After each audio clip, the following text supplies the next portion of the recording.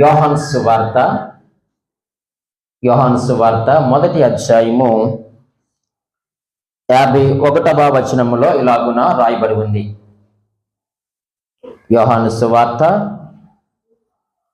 మొదటి అధ్యాయము 51వ వచనంలో ఇలాగూ రాయబడి ఉంది. మరియు ఆయన, మీరు ఆకాశము తెరవబడుటయు దేవుని దూతలు మనిషి కుమారుని పైగా ఎక్కుటయును. గడిచిన కొన్ని సంవత్సరాల క్రితము నరేంద్ర మోడీ గారు ఒక సిస్టమ్ తీసుకుని వచ్చారు. ఏమిటంటే పాత నోట్లన్నీ కూడా రద్దు చేస్తున్నాము అన్నారు కదండి. అనగానే మనం ఏం చేస్తాం? నోటు విలువ తెలిసిన ప్రతి ఒక్కడు కూడా నోటును మార్చుకున్నాడు. బ్రతుకు విలువ తెలిసిన నీవు ఈరోజు ప్రభువు దగ్గరకు వచ్చి నీ బ్రతుకు నీవు మార్చుకో. దేవుడు ఎందుకో మరొక సంవత్సరానికి ఇవ్వబోతున్నాడంటే నువ్వు బ్రతుకులో మారు మనసు పొంది మార్పు చెంది ఆయన సొంత రక్షకునిగా అంగీకరిస్తావని ప్రభు నిన్ను సజీవుల లెక్కలో ఉంచినాడు. కాబట్టి ఆనాడు నోటు విలువ తెలిసిన మనము నోటును మార్చుకున్నాము. బ్రతుకు విలువ తెలిసిన నీవు ఈరోజు దేవుని యొక్క వాక్యం ద్వారా నీ బ్రతుకు నీవు మార్చుకో. ఎంతకాలము నీవు లోకంలోనే బ్రతుకుతావు? ఎంతకాలము నీవు వ్యర్థమైన వాటి అందు దృష్టి నుంచి బ్రతుకుతావు? ఏదో ఒక రోజు నువ్వు చనిపోతావు. కానీ చనిపోయిన తర్వాత నీ లైఫ్ ఏంటి? చనిపోయిన తర్వాత నువ్వు ఎక్కడికి వెళ్తావు అన్నదే ప్రాముఖ్యం కదా. నువ్వెందుకు యేసుక్రీస్తుని నమ్ముకోవాలి అని అంటే మరణం నుంచి తప్పించబడ్డానికి. ఎందుకు ఆయన సొంత రక్షకునిగా నువ్వు అంగీకరించాలంటే ఆ యొక్క నిత్య నరకం నుంచి తప్పించడానికి. అందుకే ఆయన ఏమనంటే నేను జీవాహారమును అన్నాడు. ఆయన నేను జీవాహారమును, ఎవరైతే నన్ను వెంబడిస్తారో, ఎవరైతే నన్ను భుజిస్తారో వారు మరణము దాటి జీవములోనికి వెళ్తాన్ని వాగ్దానం చేసేటువంటి దేవుడు. సో కాబట్టి క్రిస్మస్ గురించి చెప్పాలి అంటే చాలా విషయాలు ప్రభు మన ముందుంచాడు. కానీ ఈ దినం ఒక వ్యక్తిని మీ ముందుంచి నేను యొక్క క్రిస్మస్ వర్తమానాన్ని ముగించడానికి నేను ఇష్టపడతా ఉన్నాను. మనము చదివినటువంటి యోహాను సువార్త మొదటి అధ్యాయము 51వ వచనములో ఈ యొక్క మాటను ఇంతకు ముందు ఒక సహోదరుడు చదివారు. ఎవరు చదివారు? గిద్యోను చదివాడు. ఎక్కడ ఉంది ఆ మాట? ఆదికాండము 28వ అధ్యాయము 12వ వచనముల మాట ఉంది. అరే ఇదే వచనము అక్కడ ఉందా, లేకపోతే అక్కడ వచనము ఇక్కడ రాయబడిందా అంటే అక్కడ జరిగిన సందర్భాన్ని ప్రభువు యేసుక్రీస్తు వారు మాట్లాడుతూ ఉన్నారు. ఏమని మాట్లాడుతున్నారు ఆయన అని అంటే, మీరు ఆకాశము తెరవబడటయో దేవుని దూతలు మనిషి కుమారునికి పైగా ఎక్కుటయో దిగుటయో చూతురని మీతో నిశ్చయముగా చెప్పుచున్నానని ప్రభువు యేసుక్రీస్తు వారు చాలా స్పష్టంగా మాట్లాడుతున్నారు. ఈ సందర్భం ఎవరి జీవితంలో జరిగింది? ఈ వాక్యము లేక ఈ మాటలు ఎవరి జీవితంలో నెరవేరాయి అని అంటే యాకోబు గారి జీవితంలో నెరవేరాయి. యాకోబు అంటే అర్థం ఏంటి చెప్పండి? గట్టిగా చెప్పాలి. యాకోబు అంటే ఎవరండి? మోసగాడు. అరే మోసగాడి జీవితంలో దేవుని మాటలు ఎలా నెరవేరాయండి? ఆయనేమో పరిశుద్ధుడు కదండి, ఈయనేమో మోసగాడు కదండి, ఈయన బేరగాడు కదండి, ఎత్తుకు పై ఎత్తు వేసే వ్యక్తి కదండి. ఎలా మారాడండి ఆయన? ఎలా మార్పు చెందాడండి? ఈరోజు ఇదే క్రిస్మస్ వర్తమానము. ఈరోజు ఇక్కడ కూర్చున్న నీతో కూడా దేవుడు మాట్లాడుతున్నాడు. ఈరోజు మన యొక్క వాక్యాంశం ఏమిటంటే క్రిస్మస్ ప్రత్యక్షత. ఏంటండి? క్రిస్మస్ ప్రత్యక్షత. ఆనాడు యాకోబు దేవుని యొక్క ప్రత్యక్షతను పొందుకొని తన యొక్క జీవితమును మార్చుకున్నాడు, తన యొక్క బ్రతుకును మార్చుకున్నాడు, తన యొక్క ప్రవర్తన మార్చుకున్నాడు, తన యొక్క నడవడికను మార్చుకొని దేవుని కుమారుడుగా, దేవునికి ఇష్టడుగా, దేవుని ప్రజలుగా యాకోబు మార్చబడ్డాడు. ఈరోజు నువ్వు యాకోబుగా ఉన్నావా లేక ఇశ్రాయేలుగా నువ్వు మార్చబడ్డావా? నువ్వు మోసగాడుగా ఉన్నావా? దేవునికి ఇష్టడుగా ఉన్నావా? నువ్వు దేవుని నమ్ముకొని ఎంతకాలము రెండు పరుల మీద ప్రయాణం చేస్తావు? అది చాలా ప్రమాదము. తెలియకపోతే బాధ లేదండి, తెలిసిన తర్వాత నీవు యాకోబులాగా నువ్వు బ్రతకొద్దు. రండి, యాకోబు జీవితంలో 3 విషయాలు మీ ముందుంచుతాను ప్రియమైన వాళ్ళరా. నెంబర్ 1, కల కనిన యాకోబు. ఆ కళ గురించి నేను మాట్లాడతాను. రెండవదిగా కలలో కనబడిన నిచ్చెన.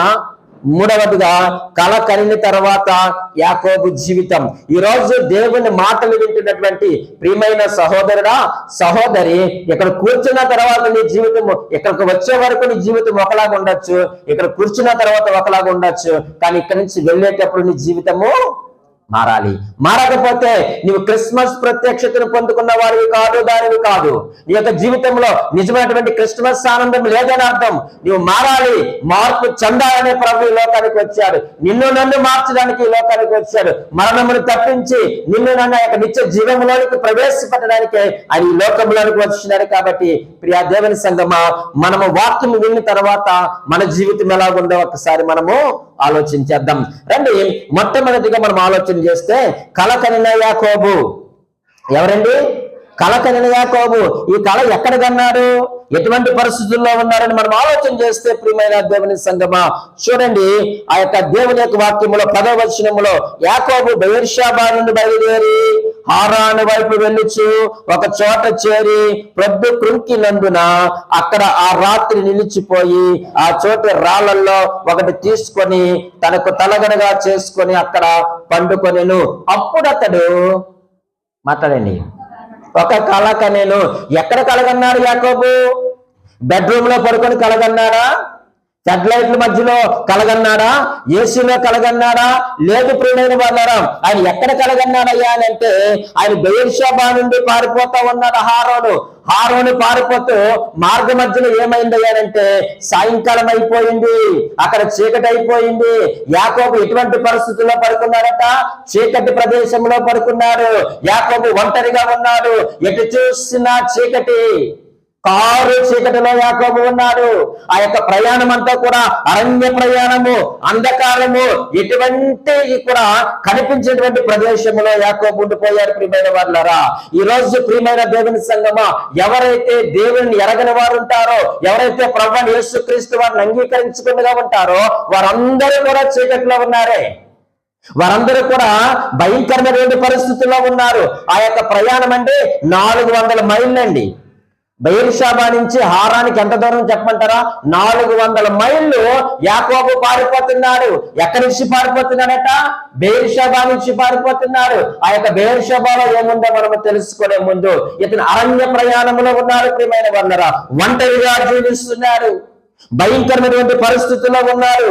అక్కడ ఎవరు కూడా రక్త సంబంధం లేరు, నానేవారు ఎవరు కూడా లేరు. బిక్కు బిక్కు బిక్కుమంటే బ్రతుకుతా ఉన్నారు. ఈ రోజు లోకంలో మనం చూస్తే ప్రియమైన వాళ్ళరా, అనేకులు యేసుక్రీస్తు లేక, రక్షణ లేక, విమోచన లేక, వారు చనిపోతే ఎక్కడికి వెళతారో తెలియక ఒంటరి జీవితాన్ని వారు జీవిస్తున్నారు. ఎన్నో బాధలు, వేదనలు, రోగాలతో బాధపడుతున్నారు. భయంకరమైనటువంటి లోకములో, ఈ పాపములో, చీకటిలో, అంధకారములో వారు చిక్కుకొని ఉండిపోయారు. ఆనాడు యాకోబు పరిస్థితి కూడా అదే. ఈ రోజు ఈ భూమి మీద అనేకుల పరిస్థితి కూడా అదే.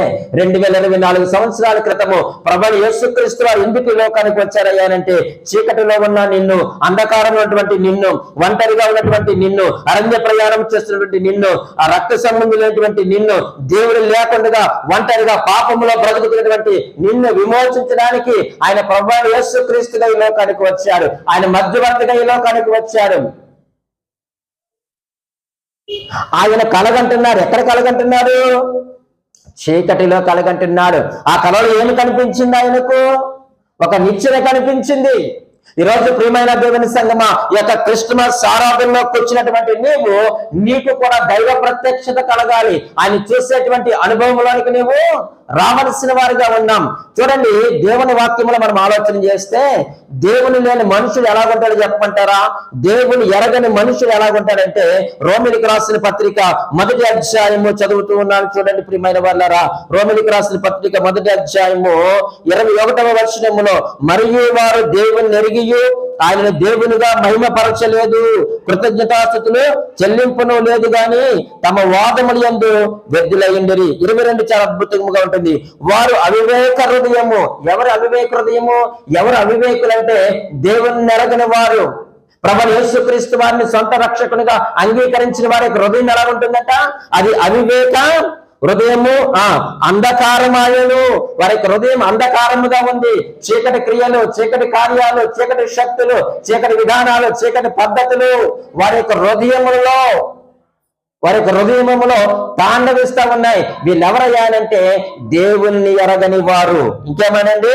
తాము జ్ఞానులమని చెప్పుకొనొచ్చు బుద్ధిహీనులయ్యి వారు అక్షయుడగు దేవుని మహిమను క్షయమగు మనుషుల యొక్కయు పక్షుల యొక్కయు, చతుష్పాద జంతువుల యొక్కయు, పురుగుల యొక్కయు ప్రతిమా స్వరూపముగా ఏం చేశారట? మార్చేశారట. దేవునికి రావాల్సినటువంటి మహిమను, దేవునికి రావాల్సినటువంటి ఘనతను ఎవరికి ఇస్తున్నారట? వీళ్ళు మనుషులకి ఇస్తున్నారట, నాలుకాలు జంతువులకి ఇస్తున్నారట, మాట్లాడిన వాటికి ఇస్తున్నారట. మీరు హృదయం ఎలా ఉందట? అంధకారమయమైపోయినటువంటి హృదయముగా కనిపిస్తా ఉంది. వీళ్ళు అంత మాత్రమే కాదు ప్రియమైన వాళ్ళారా, వీళ్ళ వైఖరి చాలా డిఫరెంట్ గా ఉంటది. దేవుణ్ణి ఎరగని వారి వైఖరి విధానము పద్ధతి ఎలాగుంటది అని అంటే, యెషయా గ్రంథం 5వ అధ్యాయంలో చూడండి వారి యొక్క వైఖరి ఎలాగుంటుందో ప్రియమైన వాళ్ళారా. 5వ అధ్యాయము 20వ వచనములో మాట్లాడుతున్నాడు. కీడు మేలనియు, మేలు కీడనియు చెప్పుకొని చీకటి వెలుగనియు, వెలుగు చీకటనియు ఎంచుకుని వారికి శ్రమ. దేవుని ఎరగని వారు ఎలా ఉంటారంటే, కీడు ఎలా కనిపిస్తుంది వారికి? మేలుగా కనిపిస్తుంది. మేలేమో వారికి కీడుగా కనిపిస్తుంది. వెలుగు ఎలా ఉంటుందట? చీకటిగా ఉంటుందట. చీకటి ఎలాగుంటుంది వారికి? వెలుగుగా ఉంటుంది. హాయిగా చీకటిలో నిద్రపోతున్నాడు యాకోబు. ఈరోజు దేవుని భయం లేని వారు చాలా ధైర్యంగా ఉంటారండి. దేవుని భయం కలిగిన వాడు చాలా జాగ్రత్తగా ఉంటాడు. ఇంకేమని రాశారు కింద? చేదు తీపనియు, తీపి చేదని ఎంచుకుని వారికి శ్రమ. తమ దృష్టికి తాము జ్ఞానులమనియు, తమ ఎన్నికలలో తాము బుద్ధిమంతులను తలంచుకుని వారికి శ్రమ. ఈ రోజు నువ్వు ఎలా తలంచుకుంటున్నావు? నువ్వు జ్ఞానవంతులను తలంచుకుంటున్నావా? నువ్వు బుద్ధిమంతులను తలంచుకుంటున్నావా సహోదరి? ఆయన లేని జీవితము నువ్వు ఎంత జ్ఞానమైనా సరే అది సున్నాది. మీరు చదవండి, మొదటి కొరింథీ రాసిన పత్రిక 1వ అధ్యాయము 26, 27, 28 వచనాలు చదివితే, ఆయన లేకపోతే నీకెంత జ్ఞానం సంపాదించినా నువ్వు వ్యర్థమే. నీవెంత తెలివైన దానివైనా, తెలివైన వాడివైనా, నీవెంత ధనవంతుడివైనా సరే గాని యేసుక్రీస్తు లేకపోతే నీ జీవితం సున్నా. కాబట్టి ప్రియమైన దేవుని సంగమా, ఆయన ఎక్కడున్నాడట? ఆయన చీకటిలో ఉన్నాడు, చీకటిలో కలగంటున్నాడు. ఈరోజు ప్రియమైన దేవుని సంగమా, మనం ఇంకా లోకములో జీవిస్తున్నామా? యేసుక్రీస్తుని అంగీకరించి కూడా సొంత రక్షకునిగా తెలుసుకొని ఇంకా లోకాశలతో లోకంలోను బ్రతుకుతున్నట్లయితే ఈరోజు ప్రభువైన యేసుక్రీస్తు వారు నీతోనే మాట్లాడుతూ ఉన్నారు. ఆ చీకటిని తీసివేయడానికి ఆయన ఉదయించాడు. ఆయన వేకువ చుక్కగా ఆయన ఉదయించాడు. ఆయన నీ కొరకే జన్మించాడు. ఆయన ఆ చీకటి తెరలను తీసివేయడానికి. మనము చదివినటువంటి లోక సువార్త 2వ అధ్యాయంలో మన అందరికీ కూడా తెలుసు. రాత్రి వేళ కాపురులు తమ మందను ఏం చేస్తున్నారట? కాసుకొని చుండగా ప్రభు దూత వారి వద్దకు వచ్చి నిలిచెను. ప్రభు మహిమ వారి చుట్టూ ప్రకాశించినందున వారు ఏం చేసిరి? ఎందుకు భయపడ్డావు? నువ్వెక్కడున్నావు? భయపడ్డావు. నువ్వు చీకటిలో ఉన్నావు కాబట్టి భయపడ్డావు. చీకటి ఉద్దేశాలు, చీకటి ఆలోచనలు, చీకటి పద్ధతులు, చీకటి నడక నీలో ఉంది కాబట్టి నువ్వేం చేశావు? నువ్వు భయపడ్డావు. ఈరోజు ఆ భయాన్ని తీసివేయడానికి యేసుక్రీస్తు లోకానికి వచ్చాడు. సహజంగా మనుషుల్లో 3 రకాలైన భయాలు ఉంటాయంటే, మొట్టమొదటిది ఏంటో చెప్పమంటారా? డిసీజ్ అంటే రోగాలు. మొదటి డిసీజ్, రోగాలు అనేటువంటి భయం.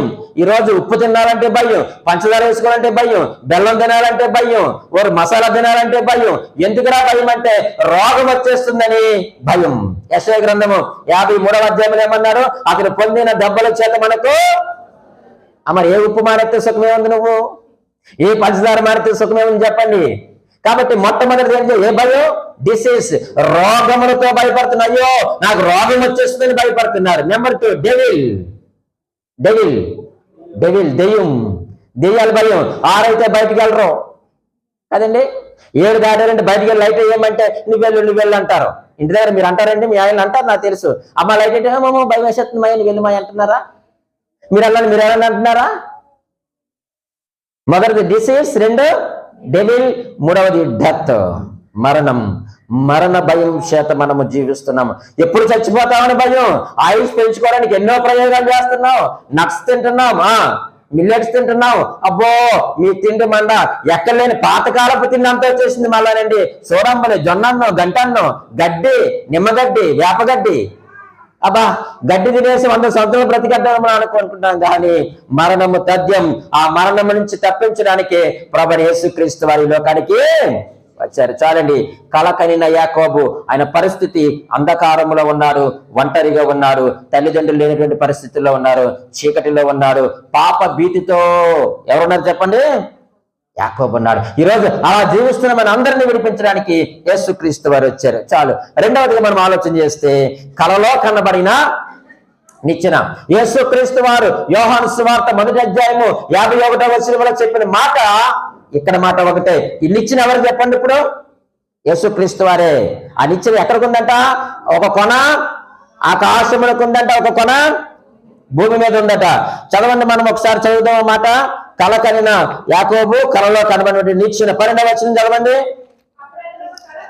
అప్పుడు అతను ఒక కల కనెను, అందులో ఒక నిచ్చెన భూమి మీద నిలవబడి ఉండెను, దాని కొన ఆకాశమునంటెను, దాని మీద దేవుని దూతలు. చూడండి, కలలో కనబడినటువంటి నిచ్చెన. ఈ నిచ్చెన గురించి మనం ఆలోచన చేస్తా ఉన్నప్పుడు ఈయన ఎక్కడి నుంచి పారిపోతున్నాడు? బెయేర్షెబా నుంచి పారిపోతున్నాడు. బెయేర్షెబా అంటే అర్థం ఏంటో తెలుసా? సమాధానము అని అర్థం. ఎక్కడి నుంచి పారిపోతున్నాడు ఇప్పుడు? అది నేను చెప్తా ఉంటాను, మీరు వెనకాల చెప్పాలి. ఎక్కడి నుంచి పారిపోతున్నాడు?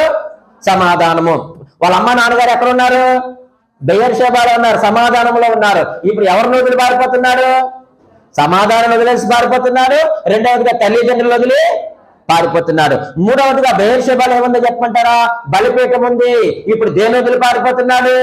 బలిపీఠమును, దేవుని వదిలి పారిపోతున్నాడు, ఆరాధన వదిలి పారిపోతున్నాడు. బెయేర్షెబాలో ఏమని చెప్పమంటారా? ప్రత్యక్షత ఉంది, దైవ ప్రత్యక్షత ఉంది. యాకోబుకు ఉంది, క్షమించాలి, అక్కడ అబ్రహాముకు ఉంది, ఇస్సాకునకు ఉంది. వీళ్ళందరికీ కూడా ఏమని చెప్పండి? దైవ ప్రత్యక్షత ఉంది. ఇప్పుడు ఆ యొక్క ప్రత్యక్షత వదిలి యాకోబు ఎక్కడికి పారిపోతున్నాడట?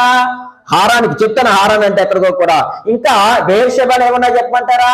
ప్రార్థనలు ఉన్నాయి, ప్రార్థనా జీవితం ఉంది, నెమ్మది ఉంది, ప్రశాంతత ఉంది, జీవనాధారం బాగుంది, అన్ని బాగున్నాయండి. కానీ ప్రియమైన దేవుని సంగమా, యాకోబు బెయేర్షెబా నుంచి ఏం చేస్తున్నాడు? పారిపోతున్నాడు. పారిపోవడానికి కారణం ఏంటి? మరణ భయం. ఎందుకు మరణ భయం వచ్చింది? మోసం చేశావు. చూడండి ఆ మాట, మరణ భయం. ప్రక్కనే ఆ 27వ అధ్యాయంలో చదువుతున్నాను చూడండి. 41వ వచనంలో ఇలాగూ రాయబడి ఉంది, తన తండ్రి యాకోబుకి ఇచ్చిన దీవెన నిమిత్తము. ఆదికాండము 27వ అధ్యాయము 41వ వచనం. తన తండ్రి యాకోబుకి ఇచ్చిన దీవెన నిమిత్తము యాసావు అతని మీద పగబెట్టెను. మరియు యాసావు, నా తండ్రిని గూర్చిన దుఃఖ దినములు సమీపముగా ఉన్నది, అప్పుడు నా తమ్ముడైన యాకోబుని చంపెదను అనుకొనగా అమ్మ విన్నది. విచిత్రం ఏంటంటే అండి, ఇంట్లో 2 పిల్లలు ఉంటే ఒకరు అమ్మ బిడ్డని ఏమన్నా నానంటే కొంగు వేసి అడ్డేసి మరీ దాసేస్తా ఉంటుంది. అలా దాసేంత వరకు వచ్చింది యాకోబు జీవితంలో.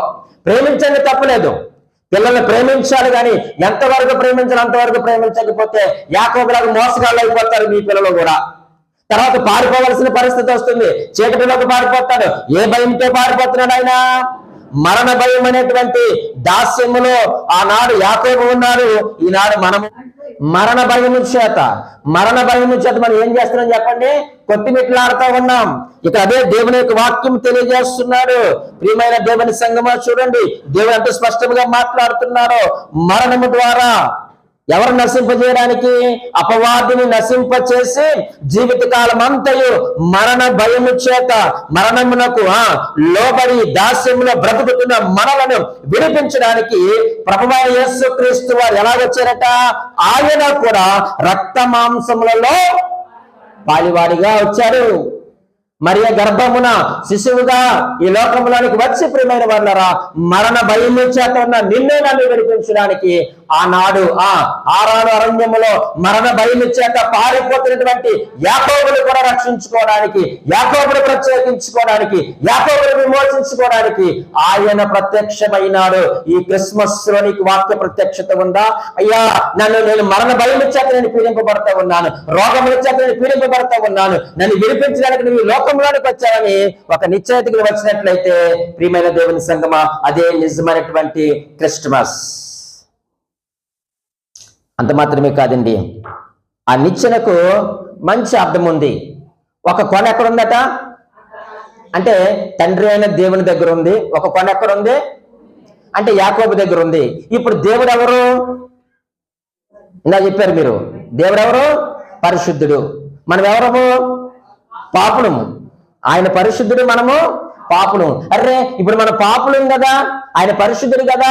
మరి మన పాపాలు పోకుండా ఎలాగో మనము పరిశుద్ధుని కాగలము, ఎలాగో మనం తండ్రితో సంధి చేయబడతాం. ఒక కొన ఎక్కడుందటండి? ఆకాశముల కంటే ఉంది. ఆ యొక్క దేవుని దగ్గర ఉంది. ఒక కొన యాకోబు దగ్గర ఉంది.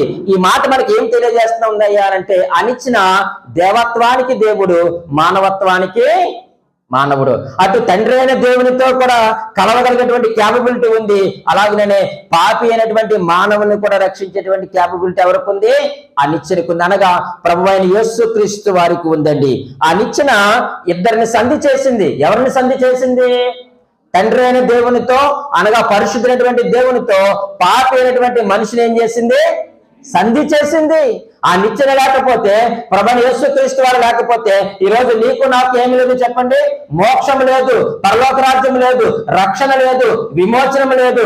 మరణము దాటి మనము జీవములోనికి వెళ్ళలేం. ఆయనే లోక రక్షకుడైనటువంటి ప్రభువైన యేసుక్రీస్తు వారు. ఆ యొక్క నిచ్చెన ఏం తీసుకొచ్చింది చెప్పమంటారా? నెంబర్ 1, మనకు సమాధానమును తీసుకొని వచ్చింది. ఆ యొక్క నిచ్చెన పైన దూతలు ఏం చేస్తున్నారంటే, దేవదూతలు ఎక్కుతున్నారు దిగుతున్నారు, ఎక్కుతున్నారు దిగుతున్నారు. దేవుని దగ్గర నుంచి సమాధానం భూమి మీదకి తీసుకొని వస్తున్నారు. లోకాసు వార్త 2వ అధ్యాయం 14వ వచనంలో ఆయనకి ఇష్టమైన మనుషులకు భూమి మీద ఆ నిచ్చెన దేవునికి మనుషులకు సమాధానమును తీసుకొని వచ్చింది. రెండవదిగా ఆ నిచ్చెన ఏం చేసిందయ్యారంటే, సహాయమును తీసుకొని వచ్చింది. ఏం తీసుకొచ్చింది? సహాయమును తీసుకొని వచ్చింది. ఎవరైతే యెహోవా యందు భయభక్తులు కలిగి ఉంటారో వారి చుట్టూ కూడా ఆయన దూతలు ఏం చేస్తారట? కావలి ఉండి వారిని రక్షిస్తారు.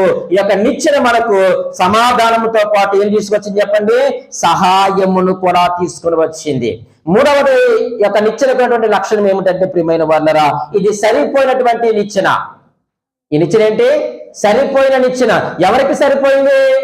ఆనాడు యాకోబుకి సరిపోయింది, ఈనాడు మనకును సరిపోయింది. ఆనాడు పాపాత్మురైనటువంటి స్త్రీకి సరిపోయిన నిచ్చెన మోసగారైనటువంటి జక్కయ్యకి కూడా సరిపోయిన నిచ్చెన. చూడండి ప్రభునందు ప్రియమైన దేవుని సంగమా, ఈ నిచ్చెన మనందరికీ కూడా సరిపోయినటువంటి నిచ్చెన. వెలువేయబడిన వారిని, తృణీకరించబడిన వారిని, చీకటిలో ఉన్న వారిని, అంధకారంలో ఉన్న వారిని తన ఆశ్చర్యకరమైన వెలుగులోనికి నడిపించడానికి మనకు సరిపోయినటువంటి నిచ్చెన మన ప్రభువైన యేసుక్రీస్తు వారు. నువ్వు నమ్ముతున్నావా? నమ్మితే ఇదే నిజమైనటువంటి క్రిస్మస్. ప్రియమైన దేవుని సంగమా, సమాధానం తీసుకొచ్చింది. రెండవది సహాయమును తెచ్చింది. మూడవదిగా సరిపోయినటువంటి నిచ్చెన. నాలుగవదిగా సంపదలు తెచ్చిన నిచ్చెన. ఏ నిచ్చెనండి? ఏ సంపదలు తెచ్చింది? పాస్టర్ గారు మాకు ఈ క్రిస్మస్ పూట పట్టు సీర తేలదండి అని నిచ్చెన అంటారా? అరే మాకు మంచి సూట్ తేలదండి మీరు అంటారా? చూడండి ఎటువంటి సంపదలు తీసుకొచ్చిందో ఆ నిచ్చెన. మరలా 28వ అధ్యాయము ఆదికాండము 13వ వచనాన్ని చదువుతా ఉన్నాను. చూడండి ప్రియమైన వారులారా, 13. మరియు యెహోవా దానికి పైగా నిచ్చెను. చూడండి ఆ కొనపైన ఎవరున్నారట? దేవుడైన యెహోవా, పరిశుద్ధమైనటువంటి యెహోవా సింహాసన ఆసీనుడై ఉన్నట్లుగా కనిపిస్తూ ఉంది. నిలిచి చూడండి, నేను నీ తండ్రి అయిన అబ్రహాము దేవుడను, ఇస్సాకు దేవుడైన యెహోవాను, నీవు పండుకొని ఉన్న ఈ భూమిని నీకును నీ సంతానమునకు ఇచ్చదను అనేటువంటి మాటను మనం అక్కడ చూస్తా ఉన్నాం. ప్రియమైన వారులారా, ఏ సంపద ఇది? వాగ్దానాలు సంపద. వాగ్దానం చేస్తున్నాడు దేవుడు. యాకోబు, నీవే స్థలములో అయితే ఉన్నావో ఆ స్థలాన్ని నేను చేస్తాను, ఆశీర్వదిస్తాను, దీవిస్తాను. ఈ రోజు నువ్వు ఉన్నటువంటి నీ గృహాన్ని దేవుడు దీవిస్తాడు. నీ గృహాన్ని దేవుడు ఏం చేస్తాడు చెప్పండి? ఆశీర్వదిస్తాడు. నేను హెచ్చించడానికి దేవుడు ఇష్టపడతా ఉన్నారు. యాకోబు, నీ తండ్రి అయినటువంటి అబ్రహాము, ఇస్సాకు దేవుడును, నీవే స్థలంలో అయితే పండుకున్నావో, ఏ భూమి మీద అయితే నువ్వు నిలబడి ఉన్నావో ఆ భూమిని నీకును నీ సంతానములకు నేను ఇస్తాను. అక్కడ ఏముంటుందో తెలుసా? నా సన్నిధి ఉంటుంది. దేవుడు వాగ్దానం చేస్తే ఆ వాగ్దానంలో దేవుని యొక్క సన్నిధి ఉంటుంది. ఆ వాగ్దానంలో దేవుని యొక్క నడిపింపు ఉంటుంది. ఆ వాగ్దానంలో దేవుని యొక్క కాపుదల ఉంటుంది.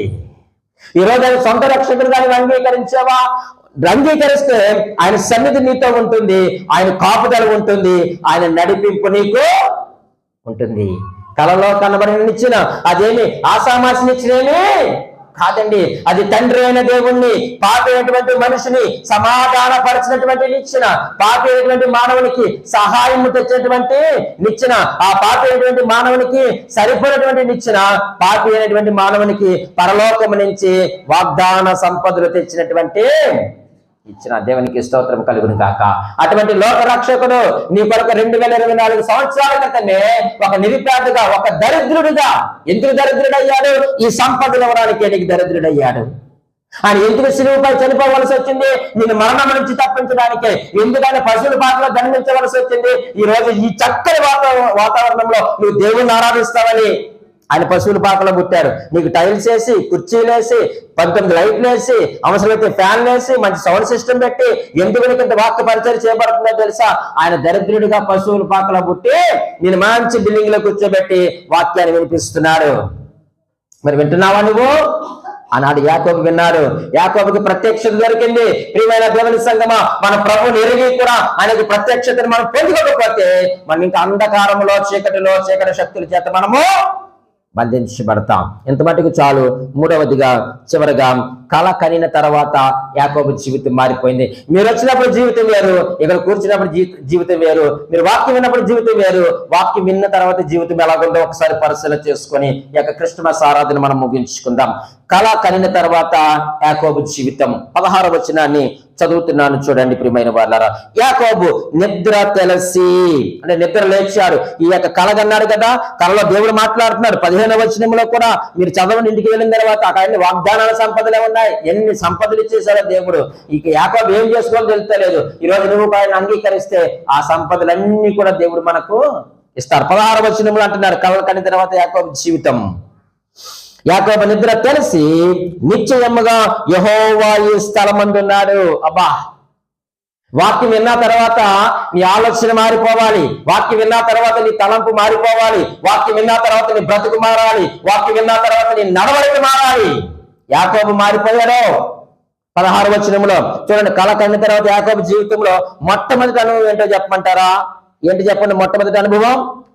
నిశ్చయముగా యెహోవా ఈ స్థలమందు ఉన్నాడు. అంటే దేవుని సన్నిధి స్పర్శ యాకోబుకి తగిలింది. నిశ్చయముగా ఈ స్థలంలో ఎవరున్నారు? దేవుడు ఉన్నాడు.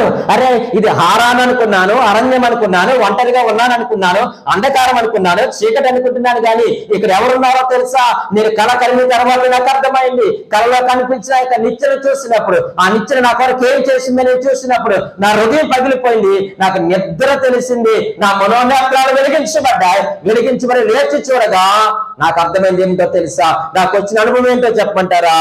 ఇక్కడ దేవుని సన్నిధి స్పర్శ ఉంది. ఎప్పుడైనా మీరు ఇక్కడ కూర్చున్నప్పుడు, దేవుని వాక్యం అన్నప్పుడు ఆ సన్నిధి స్పర్శ ఎప్పుడైనా మీ హృదయాలకు తాకిందా? తాకాలి. అందుకే పౌలు గారు కొరింథీయులకు రాసిన పత్రికలో మొదటి పత్రిక 6వ అధ్యాయము 19వ వచనంలో ఏమంటారో తెలుసా?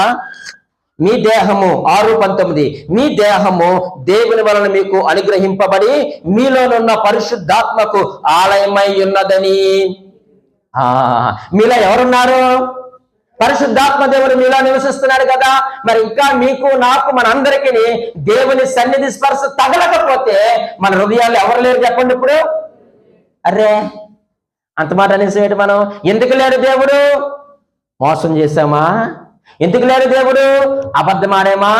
ఎందుకు లేరు దేవుడు? తండ్రిని మోసం చేశామా? తల్లిని ఎదిరించామా? అరే, దేవునికి వ్యతిరేకంగా బ్రతికామా? పాపం చేసి పారిపోతున్నామా? మరణ భయం చేస్తున్నామా? అందుకే మన యొక్క హృదయంలో ఎవరు లేరు? పరిశుద్ధాత్మ దేవుడు లేడు. పరిశుద్ధాత్మ దేవుడు లేడు అన్నావంటే దేవుని సన్నిధి స్పర్శ నీకు తగలలేదని అర్థం. కానీ ఇక్కడ యాకోబు అంటున్నాడు, నిద్ర లేచి ఈ స్థలంలో నిజంగా ఎవరున్నారట? నిశ్చయముగా యెహోవా ఈ స్థలమందున్నాడు, అది నాకు తెలియకపోయిననుకొని, అరే ఎంత మూర్ఖుణ్ణి, ఇంతగా నాకు వాక్యం వినబడుతుండగా, ఇంత వాక్య పరిచయం చేయబడుతుండగా దేవుడు లేడని నేను అనుకుంటే ఎలాగా? దెబ్బైపోతావు సహోదరి. దేవుడు చెప్పినప్పుడు విను, దేవుడు మాట్లాడినప్పుడు విను. క్రిస్మస్ అంటే మార్చుకో, క్రిస్మస్ అంటే నేర్చుకో, అంతే, ఇంకేమీ లేదు. నేర్చుకో, మార్చుకో, ఇంకేం లేదు. క్రిస్మస్ అంటే నిజంగా నువ్వు ట్రై చేసి చూడు, అదే నీకు నిజమైన క్రిస్మస్. ఇక్కడ అంటున్నాడు, అయ్యో నాకు ఎంతవరకు తెలియలేకపోయిందే. మరి నీకు తెలదా దేవుని వాక్యం? మాట్లాడండి. ఇక్కడ కూర్చున్న మీకు దేవుని వాక్యం తెలుదా? 30, 40, 50, 60, 70, 80, 100 సంవత్సరాలుగా మీకు దేవుని యొక్క వాక్యం ప్రకటించబడుతుండగా ఎందుకు దేవుని గురించిన భయం నీకు లేదు? దేవుని సన్నిధి స్పర్శ నీకు ఎందుకు తగలలేదు? అంటే నిర్లక్ష్యమా, లేకపోతే కఠినమైన మనసా? నన్ను అడిగేదెవరా నువ్వు అనుకుంటున్నావా? జాగ్రత్త ప్రియమైన దేవుని సంగమా, దేవుని జోలికి మనం వెళ్ళకూడదు.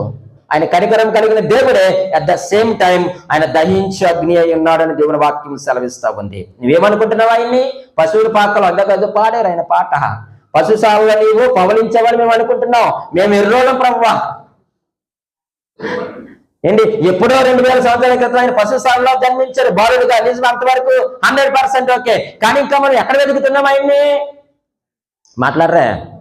ఇంకా పశువుల శాలలోనే వెతుకుతున్నాము, శిశువుగానే చూస్తున్నాము, బాలుడుగానే చూస్తున్నాము. కానీ ఆయన ఇప్పుడు ఎలా రాబోతున్నాడంటే రాజుగా రాబోతా ఉన్నాడు, న్యాయాధిపతిగా రాబోతున్నాడు, తీర్పు తీర్చడానికి ఆయన రాబోతూ ఉన్నాడు. ఆయన సన్నిధి స్పర్శ తగలకపోతే తీర్పులకు వెళ్ళిపోతావేమో సహోదరుడా, సహోదరి. రెండవదిగా మనం ఆలోచన చేస్తే, మొదటిది కళ కనిన తర్వాత యాకోబు జీవితంలో మొట్టమొదటి అనుభవం ఏంటో చెప్పండి? దేవుని సన్నిధి స్పర్శ యాకోబుకు తగిలింది. రెండవదిగా చదువుతున్నాను చూడండి, 17వ వచనము. భయపడి, ఈ స్థలము ఎంతో భయంకరము. చూడండి, ఇప్పుడు ఏమొచ్చింది ఆయనకి? రెండవదిగా దేవుని భయంలోకి వచ్చాడు. చీకటి ఉందని భయపడ్డం, ఆ భయం వేరు. అంధకారం అని భయపడ్డం వేరు, అరణ్యం అని భయపడ్డం వేరు. కానీ ఇప్పుడు ఏ భయంలోనికి వచ్చాడు ఆయన? దేవుని భయంలోనికి వచ్చాడు. ఈ రోజు మనము భయం లేని వారిగా ఉన్నాం. మనమంతే దేవుని మీద రావడం పోవడం. ఎక్కడికి వెళ్తున్నా అంటే మందిరానికి వెళ్తే, ఎక్కడికి వెళ్తే మీటింగ్కి వెళ్తే, చర్చికి వెళ్తున్నాను. కానీ దేవుని భయం ఏది నీకు? రావాలి దేవుని భయం. ఈరోజు అన్నీ ఉంటున్నాయి మనకు. చెప్పండి, ఏది లేదు? టీవీ లేదా? ఉంది. సోఫా సెట్ లేదా? ఉంది. డెక్ లేదా? ఉంది. ఏసీ లేదా? ఉంది. మంచి బిల్డింగ్ లేదా? ఉంది. పట్టుసేర్ లేదా? ఉంది. అన్నీ ఉన్నాయి. కానీ మనకి ఏమి లేదు చెప్పండి? ఈరోజు దేవుని భయం లేకనే ఇంకా మనం ఎక్కడ అంధకారంలో బ్రతుకుతున్నామండి. మూఢనమ్మకాల్లో మనం బ్రతుకుతున్నాం. నిజంగా నీ హృదయంలో పరిశుద్ధాత్మను నివసిస్తే నువ్వు దేవునికి భయపడతావు. కానీ నువ్వు దేనికి కూడా నువ్వు మరణం వచ్చినా భయపడవు, రోగం వచ్చినా భయపడవు, దెయ్యాలు వచ్చినా నువ్వు, నీ హృదయం పరిశుద్ధాత్మకి ఏమైనదట? చాలండి. ఈరోజు నువ్వు దేవుని నమ్మకించు, ఆయనే నిన్ను రక్షిస్తాడు. దేవునికి నువ్వు భయపడు, ఆయనను రక్షించి నిన్ను విమోచించేటువంటి దేవుడు. చాలండి, 2 విషయాలు చెప్పాను. 3వ విషయాన్ని మనం ఆలోచన చేద్దాం. చదువుతున్నాను చూడండి. కళ కనిన తర్వాత యాకోబు జీవితంలో పెను మార్పులు. 18వ వచనములో ఇలాగ రాయబడి ఉంది. తెల్లవారినప్పుడు యాకోబు లేచి తాను తలగడగా చేసుకున్న రాయిని తీసి దాన్ని స్తంభముగా నిలిపి దాని కొన మీద నూనె పోసెను. మరియు అతడు ఆ స్థలమునకు బేతేలను పేరు పెట్టెను. అయితే మొదట ఆ ఊరి పేరు లూజు. 3వ విషయం ఏంటి చెప్పమంటారా? కళ్ళ కనిన తర్వాత యాకోబు దేవుని ఇంటిలోనికి వచ్చాడంటండి. దేవునికి స్తోత్రం కలుగును గాక. ఎక్కడికి వచ్చాడు? మరి ఇప్పటివరకు ఎక్కడ ఉన్నాడు? బయట ఉన్నాడు. మొదట దాని పేరు ఏం పేరట? లూజు. లూజ్ అంటే అర్థం ఏంటో చెప్పమంటారా? లూజ్ అంటే వేరుగా ఉన్నది అని అర్థం. నువ్వు ఇంకా లూజులో బ్రతికితే, లూజులో ఉంటే నువ్వు దేవునికి వేరుగా ఉన్నావని, దేవుని వాక్యానికి వేరుగా ఉన్నావని, దేవుని సన్నిధికి వేరుగా ఉన్నావని, దేవుని యొక్క భయములకు నువ్వు వేరుగా ఉన్నావని అర్థమైపోతుంది. నువ్వు లోకంలో బ్రతకొద్దు, నువ్వు వేరుగా ఉండద్దు. నీవు ఆయన అంటున్నాడు, ఆ మంచి మాట చూడండి ప్రియమైన వారులారా, 19వ వచనం. మరియు అతడు ఆ స్థలమునకు బేతేలని పేరు పెట్టెను. అయితే మొదటది ఆ ఊరి పేరు ఏం పేరు? లూజ్. లూజ్ అంటే వేరుగా ఉన్నది, దేవునికి వేరుగా ఉన్నది, దేవుని సన్నిధికి వేరుగా ఉన్నది, దేవుని భయములకు వేరుగా ఉన్నది. ఈరోజు లూజులో బ్రతుకుతున్నావా? బేతేలకు వచ్చావా? బేతేలు అంటే అర్థం ఏంటో చెప్పమంటారా? బేత్ అంటే నివాసము, ఏల్ అంటే దేవుడు. దేవుని నివాసంలోనికి వచ్చినటువంటి యాకోబు ఎప్పుడు వచ్చాడు? కళ కనిన తర్వాత. ఈ రోజు నువ్వు దేవుని వాక్యం విన్న తర్వాత నిజమైన క్రిస్మస్ ఏమిటో చెప్పమంటారా? నువ్వు దేవుని ఇంట్లోనికి రావడమే నిజమైన క్రిస్మస్. ఒకవేళ ఇంకా నువ్వు వేరుగా ఉన్నావా? లూజులో బ్రతుకుతున్నావా? కాదు, కుదరదు. నువ్వు ఇంకా లూజులో ఉండడానికి దేవుని చిత్తము కాదు. కానీ నువ్వు బేతేల్లోకి రావాలని దేవుడు ఇష్టపడి తన కుమారుని యేసుక్రీస్తు ఈ లోకంలోనికి పంపించాడు. కళ కనిన తర్వాత యాకోబు దేవుని ఇంట్లోనికి వచ్చాడు. ఇప్పటి వరకు ఇంట్లో లేడు, ఒంట్లో భయం లేదు, దేవుని ఇంట్లోనూ లేడు. ఇష్టానుసారముగా బరి తెగించినటువంటి గాడిద గురించి మనం ఎప్పుడు మాట్లాడుకున్నాం కదా. బరి తెగించిన గాడిదలా తిరుగుతున్నాడు, పారిపోతున్నాడు. కానీ ప్రియమైన దేవుని సంగమా, ఎప్పుడైతే కల కనిన తర్వాత దేవుని యొక్క సన్నిధి స్పర్శ తగిలిందో దేవుని భయములోనికి వచ్చాడు. దేవుని భయములోనికి వచ్చిన ఆయన దేవుని యొక్క ఇంటిలోనికి వచ్చాడు. ఈరోజు నువ్వు అలాగే వచ్చావా? ఈరోజు నువ్వు అలాగే వెళ్తావా బయటికి? ఏమో, ఎలా వెళ్తావో నీవే నిర్ణయించుకో. మరలా క్రిస్మస్ మన జీవితంలో లేకపోవచ్చు. అంటే మీరు చచ్చిపోతారని కాదండి, ఆయన వస్తారని నేను చెప్తున్నాను, తప్పుగా అనుకోకండి. ఆయన వస్తే ఎవరు బ్రతుకుంటారు చెప్పండి? ఇక్కడ ఉంటామా? ఆయన వస్తే అందరం కూడా ఎత్తబడాలి. మనం దేవునికి స్తోత్రం కలుగును గాక. సంఘం అంతా ఎత్తబడాలని దేవుడు ఇష్టపడుతున్నాడు. ఒకవేళ నువ్వు దేవుని ఇంట్లోనికి వచ్చి నువ్వు మరలా బయటికి వెళ్ళొద్దు, ఇంకా లూజుకి వెళ్ళకు, నువ్వు వెళ్ళొద్దు. వెళితే అది మనమే నష్టపోతాం. చివరిగా లాస్ట్ వన్, కల కరిన తర్వాత యాకోబు జీవితం ఎలాగైపోయిందో చెప్పమంటారా? 28వ అధ్యాయము చదువుతున్నాను చూడండి ప్రియమైన వాళ్ళారా. 28వ అధ్యాయము 20 చదువుతున్నాను.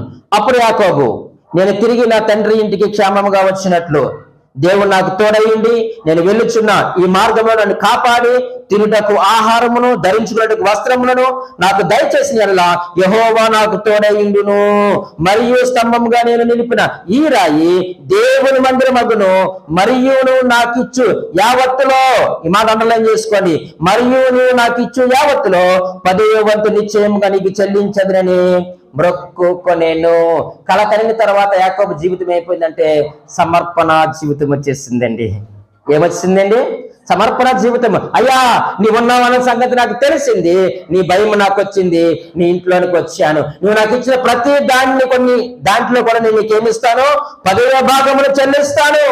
నువ్వు నాకు తోడయ్యండి, నా మార్గాలన్నీ కాపుదల ఉంచి, నాకు ఆహారం ఇచ్చి, వస్త్రం ఇచ్చి, ఆరోగ్యం ఇచ్చి, నా తండ్రి ఇంటిని దీవించి, నా కుటుంబాన్ని దీవించి, నా సంఘాన్ని దీవించి, నన్ను సజీవ లెక్కలో ఉంచితే నువ్వు నాకు ఇచ్చిన ఆస్తిలో 10వ భాగాన్ని నేను నీకు ఏం చేస్తాను? సమర్పిస్తాను. సరే, ఈరోజు నువ్వేం సమర్పించుకుంటావు దేవునికి? నీ ఇంట్లో సగం దేవునికి ఇస్తావా? నీకు కలిగిన పొలంలో స్థలంలో సగం దేవునికి ఇస్తావా? నీ బంగారంలో 10వ భాగం మందిరంలో తెస్తావా?